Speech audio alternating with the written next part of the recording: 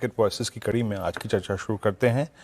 Prateek Agarwal MD and CEO Motilal Oswal management company के मौजूद हैं इस वक्त, एसेट मैनेजमेंट कंपनी के मौजूद हैं इस वक्त। प्रतीक जी नमस्कार, कार्यक्रम में स्वागत है। क्या कहें मतलब इस वक्त के इस हाल का। हम पहले वॉर से निकल के आए, सीज फायर हुआ, उसके बाद आपकी स्टेट ऑफ हॉर्मुज़ की नाकाबंदी, क्रूड अगेन एट 106, और ऊपर से अब तक आईटी के नंबर्स ने हमको मतलब स्टेबल ही नहीं होने दिया।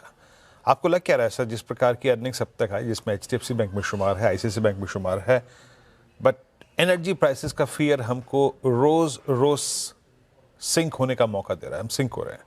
क्या लग रहा है मार्केट्स की प्लेसमेंट कैसी लग रही है आपको इस वक्त? नहीं, अगर एक तरीके से सोचे तो जिसको कहते हैं एक दौर शायद खत्म हो रहा है, ये चेंज का पीरियड है टू अ न्यू पीरियड। मतलब इसमें ऑयल प्राइस इंक्रीज और एक इंग्रेडिएंट शामिल हो गया है, तो that makes the thing more difficult. But अगर आप देखो तो जो निफ्टी इंडेक्स है उसमें जो कंपनियां हैं उनका शायद स्वर्णिम पीरियड जो था वो पास्ट में था। अब जो ग्रोथ आपको देखने को मिल रही है, सॉफ्टवेयर कंपनीज हो गई, बड़े बैंक हो गए, वो एक्चुअली इंडेक्स जितनी या इंडेक्स से कम है। तो जो ग्रोथ ओरिएंटेड इन्वेस्टर्स हैं वो उनका रुझान उसकी तरफ होना जरा मुश्किल है। So that is one thought. अगर इंडेक्स के बाहर देखें, मैंने कहा बदलाव का दौर है, तो कई सारी नई स्पेसेस आई हैं जो कि जैसे कि और कुछ नहीं तो रिन्यूएबल ईवीज वगैरह कहीं देख लें, तो जिनको जो भी कुछ ये हो रहा है, तेल के प्राइस इंक्रीज एक्सेट्रा, वो टेलविंड प्रोवाइड करते हैं। जो एक कंज्यूमर है, कस्टमर है, उनको लगेगा कि यहाँ पे cost of running is more predictable, और शायद जो यूजुअल तरीका था उससे सस्ता पड़ेगा over a period of time. तो ये चेंज का दौर है मेरे हिसाब से। जो भी कुछ हो रहा है जियोपॉलिटिक्स वगैरह, उससे चेंज और तेजी से आएगा, और कई सारी जो हाई ग्रोथ की थीम्स हैं उनको ये एक्चुअली टेलविंड प्रोवाइड करता है।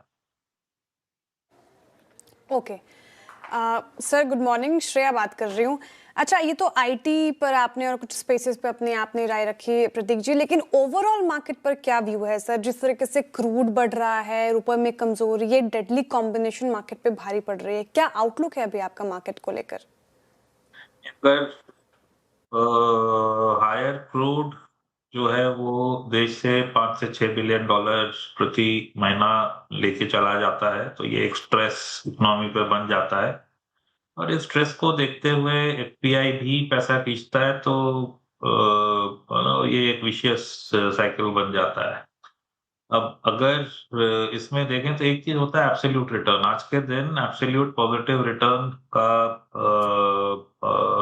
एक सब वैल्यूएशन कोई एक ध्यान लगाना जरा मुश्किल है। आउट परफॉर्मेंस का आप ध्यान लगा सकते हो। तो आउट परफॉर्मेंस में जैसा मैंने कहा कि जो ऑयल इंटेंसिव इंडस्ट्रीज हैं, जो व्हीकल्स हैं जहाँ पे पेट्रोल डीजल यूज होता है, तो वो वाला जो पार्ट है शायद कम चले। जहाँ पे एफपीआई की होल्डिंग ज्यादा है और ग्रोथ कम हो गई, तो ये जो कॉम्बो है मेरे हिसाब से थोड़ा सा दिक्कत वाला कॉम्बो है। वहां पे शायद सेलिंग की इंटेंसिटी हाई लेवल पे बरकरार रह सकती है। तो आउट परफॉर्मेंस के लिए you should not be in this space is what I think. दूसरी जगह हो, हम ग्रोथ इन्वेस्टर हैं, तो हमने कुछ जगह बताई जहाँ पे ग्रोथ इन सारी चीजों की वजह से एक्चुअली और टेलविंडेड हो जाती है, तो वहां पे आउट परफॉर्मेंस मिल सकती है। पर एब्सोल्यूट मार्केट ऊपर जाने का अगर ये चलता रहा तो उसका वो बनाना, थीम बनाना बड़ा मुश्किल है। अच्छा प्रतीक जी, ये जो बाजार ने थोड़ा सा लैच ऑन करने की कोशिश करी है, ग्रिप करने की कोशिश करी है एनर्जी स्टॉक्स को, अदानी ग्रुप के बहुत सारे स्टॉक्स हो गए, आप पावर को देखिए, एनटीपीसी, कोल, टाटा पावर, वारी, प्रीमियर सोलार सेगमेंट में, क्या इस थीम पे थोड़ा सा कैपिटलाइज करना चाहिए? ये क्या आपको एक रिलेटिव स्ट्रेंथ प्रोवाइड करेंगे क्या, या फिर कुछ आपके पोर्टफोलियो क्वेश्चन प्रोवाइड करेंगे अगर क्रूड काफ़ी समय तक दबाव में रहा तो ऐसे सूरत हाल में? हाँ, तो एक तरीका इकोनॉमी को इंसुलेट करने का from high oil prices electrification. अगर इलेक्ट्रीफाई कर लेते हैं तो चूंकि इलेक्ट्रिफिकेशन पुराना जो हमारा किया हुआ है और इंक्रीमेंटली भी थोड़ा वो कोयले से है जो डोमेस्टिक है प्राय, तो उसकी वजह से कॉस्ट में इम्पैक्ट कम होता है और इकोनॉमी में इन्फ्लेशन नहीं आती, फॉरेन एक्सचेंज पे ज्यादा स्ट्रेस नहीं पड़ता। इसी तरीके से रिन्यूएबल तो पूरा ही मतलब सनलाइट विंड वो फ्री वो है, so that is the other space. और चूंकि यहाँ पे आप फोकस करोगे तो जो ग्रोथ पहले आ रही थी शायद उससे ज्यादा आएगी एज अ कंट्री।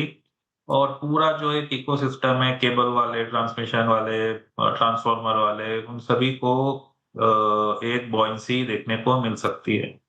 और ये शायद थोड़े समय चले, जो हमारा सोचना है 28 तक तो चलेगा, उसके बाद शायद कंपटीशन आ जाएगा और मार्जिन्स घटे, बट 1-1.5 साल तो चलता हुआ दिख रहा है। वैल्यूएशंस पे जरूर नजर रखनी चाहिए, बट अदरवाइज इस स्पेस में अर्निंग वाइज मायूसी शायद नहीं देखने को मिलेगी। ओके, अर्निंग्स ठीक ठाक रह सकती है इस पूरे स्पेस की और अच्छी परफॉर्मेंस भी रही है। लेकिन प्रतीक सर, एफएमसीजी पैक को लेकर क्या व्यू बन रहा है? हमने नेस्ले के नतीजे देखे, फिर एक तरफा भागा वो स्टॉक और कुछ फिर स्टॉक्स ने साथ भी दिया। तो क्या वो जो एक अंडर परफॉर्मेंस थी एफएमसीजी पैक की पिछले कुछ 1-2 सालों से, क्या वो अब खत्म होती नजर आ रही है आपको? यहाँ से अब क्या मौके बनेंगे? आपका व्यू क्या है? थोड़ा मुश्किल सवाल है। हमारा रुख उस तरफ कम रहता है। हमारा मानना है कि इसमें 1 या 2 कंपनियां शायद एक अच्छी ग्रोथ दे पाएं, बट एज अ पैक ये सैचुरेटेड स्पेसेस हैं, यहाँ पे बहुत ज्यादा आउटकम की उम्मीद करना मुश्किल है। कि अगर आप पूरी इंडिया की पॉपुलेशन को देखें तो जो ये कैटेगरीज हैं वो वेरी वेल पेनिट्रेटेड हैं। अगर कोई खाने की चीज है तो आप उसको कितना ही ज्यादा खाओगे, कोई और चीज कम खानी पड़ेगी ना। So in some sense it is very well penetrated market. तो मुझे नहीं लगता कि पूरी स्पेस में से ज्यादा पैसे बनेंगे। मुझे लगता है कि अगर कोई कंपनी ने किसी एक पीरियड में एग्जीक्यूट ज्यादा अच्छा किया है तो शायद उसके नतीजे ज्यादा अच्छे रहे। अब यहाँ पे आप उसके ऊपर एक और फैक्टर डाल सकते हो, वो ये कि किस कंपनी ने कितना केपेक्स किया था पास्ट पीरियड में, तो उससे एक और अंदाजा लगता है कि कहाँ पे नंबर अच्छे आ सकते हैं। तो पूरी स्पेस में एटलीस्ट मुझे कोई ज्यादा उम्मीद नहीं है। ओके। और सर यहाँ पे कैपिटल मार्केट थीम जिसमें नंबर्स भी अच्छे रहे इस बार, तो बहुत सारी कंपनियों ने बहुत अच्छे नंबर्स दिए। आपके कौन सा? एसआईपीज का ट्रेंड बहुत स्ट्रांग है मार्च का। मैं सब एएमसीज को ले लीजिए, आप ब्रोकरेजेस को ले लीजिए, एक्सचेंजेस को ले लीजिए। एक्सचेंजेस ने तो अपने आप को प्रूव करके दिया है। BSE MCX all time high with its security और कमोडिटीज। यहाँ पर आपका सेंस क्या कह रहा है? नहीं, तो ये एक स्पेस है जहाँ पे हम काफी पॉजिटिव हैं। मतलब एक एक जो तरीका है सोचने का वो ये कि इंडिया जो है फ्रॉम अ कंट्री ऑफ सेवर्स अगर कंट्री ऑफ इन्वेस्टर्स बनेगी और लोग बाजारों में आएंगे, तो हमारे मार्केट्स शायद दुनिया के मोस्ट लिक्विड मार्केट्स बन जाएंगे over a period of time. Already कहीं बहुत ज्यादा पीछे नहीं है। और उसमें फिर पूरा जो इकोसिस्टम है, चाहे वो एक्सचेंज हो चाहे वो ब्रोकर्स हो, सबको फायदा होता है। यहाँ पे आपको अर्निंग्स ग्रोथ की एक अच्छी क्लिप दिखेगी।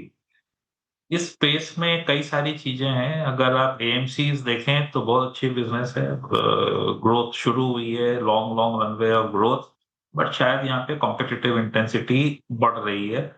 अगर आप ब्रोकिंग का क्षेत्र देखें तो यहाँ कॉम्पिटिटिव इंटेंसिटी आपको घटती हुई दिखेगी। अगर आप इस तरीके से सोचो कि 10 साल पहले कितने ब्रोकर थे और आज कितने ब्रोकर हैं, तो शायद आज कम है। तो जो सर्वाइवर्स हैं धीरे धीरे आप देखोगे कि उनमें प्राइसिंग पावर आती जाएगी। और इसमें आप एक और ओवरले कर लो कि ब्रिक एंड मॉर्टर की बजाय जो लोग ऑनलाइन पे काम करते हैं वहां पे growth will be faster. And तो पूरे इकोसिस्टम में आपको नंबर्स की ग्रोथ फ्रैंकली अच्छी दिखनी चाहिए। सो ये जो एक थीम है वो आप देखोगे हमारे प्राय हर फंड में अच्छे से रिप्रेजेंटेड है। ओके, ये पूरे कैपिटल मार्केट स्पेस पर व्यू हो गया। प्रतीक सर, बहुत बहुत शुक्रिया आज हमारे साथ जुड़ने के लिए, मार्केट पर ओवरऑल सारे स्पेसेस पर अपनी राय रखने के लिए। शुक्रिया आपके वक्त के लिए। चलिए अब